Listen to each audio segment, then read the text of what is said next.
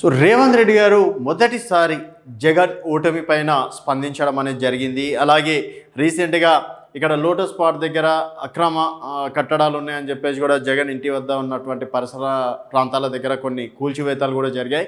ఆ విషయంలో కూడా చంద్రబాబు నాయుడు గారు ఫోన్ చేసినందుకే మీరు కూల్చివేశారా అనే విషయం పైన కూడా ఒక క్లారిటీ ఇవ్వడం అనేది జరిగింది. సో మొదటగా జగన్ ఓటమి గల కారణాల గురించి వారు చెప్పడం అనేది జరిగింది. సో జగన్మోహన్ రెడ్డి ఆంధ్రప్రదేశ్లో 5 సంవత్సరాలుగా చేసిన విధ్వంసమే ఆంధ్రప్రదేశ్ని విధ్వంసకరంగా మార్చడంలో జగన్ సక్సెస్ అయ్యారు.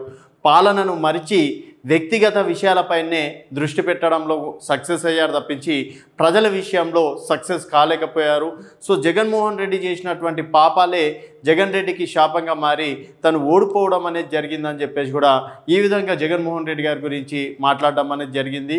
సో మొదటి నుంచి అంటే ఇటు రేవంత్ రెడ్డి గారు సీఎం అయిన తర్వాత అభినందించడం కావచ్చు, తర్వాత ఇట్లాంటి విషయాల్లో కూడా కొంచెం దూరంగానే ఉన్నారు. సో కేసీఆర్కి కాలికి అప్పుడు ఇంజర్ అవ్వడం వల్ల సో కేసీఆర్ ఇంటికి రావడం, తర్వాత కేసీఆర్ని కలవడం అనేది కూడా జరిగింది.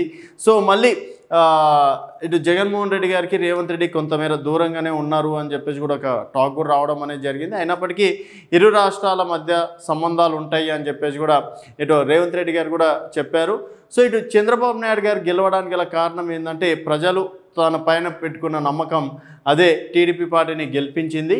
సో జగన్ చేసినటువంటి అక్రమాలు కావచ్చు, అవినీతి కావచ్చు, తర్వాత పాపాలు కావచ్చు, ఇవే జగన్మోహన్ రెడ్డికి శాపంగా మారి తను ఓడిపోవడం అనేది జరిగింది. సో మొత్తానికి ఎవరు గెలిచినా కూడా ఇక్కడ తెలంగాణ ఆంధ్రప్రదేశ్ రాష్ట్రాల మధ్య సంబంధాలు అయితే కొనసాగుతాయి. ఎందుకంటే ప్రతి ఒక్క రాష్ట్రం అభివృద్ధి చెందాలంటే పక్క రాష్ట్రంలతోటి సంబంధాలు అనేది అవసరం కాబట్టి సో చంద్రబాబు నాయుడు గారితో డెఫినెట్గా మా పూర్తి సహకారాలు ఉంటాయని చెప్పేసి కూడా విభజన హామీల గురించి కూడా వారు ప్రస్తావించడం అనేది కూడా జరిగింది. సో ఇద్దరం కూర్చొని విభజన హామీల విషయంలో కావచ్చు, రాష్ట్రాల డెవలప్మెంట్ విషయంలో కూడా మాట్లాడతామని చెప్పేసి కూడా అన్నారు. సో ఇక్కడ కేసీఆర్ చేసినటువంటి పాపాలు అంటే కేసీఆర్ ఏ విధంగా అయితే నాదే రాజ్యం నేనే రాజుని అని చెప్పేసి అనుకున్నాడో ఇక్కడ కేసీఆర్ కూడా పతనం కావడం అనేది జరిగింది. అదే స్టైల్లో అక్కడ జగన్మోహన్ రెడ్డి కూడా పరిపాలన కొనసాగించారు.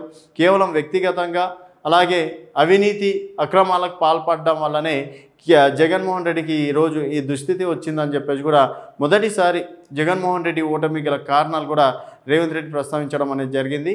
సో మొత్తానికి జగన్ ఓడిపోవడానికి గల రీజన్స్ రేవంత్ రెడ్డి గారు చెప్పినాయి అని మీరు భావిస్తే మీ అభిప్రాయాల కింద కామెంట్ రూపంలో తెలియజేయండి. చూస్తూనే ఉండండి వైబ్రెంట్ టీవీ.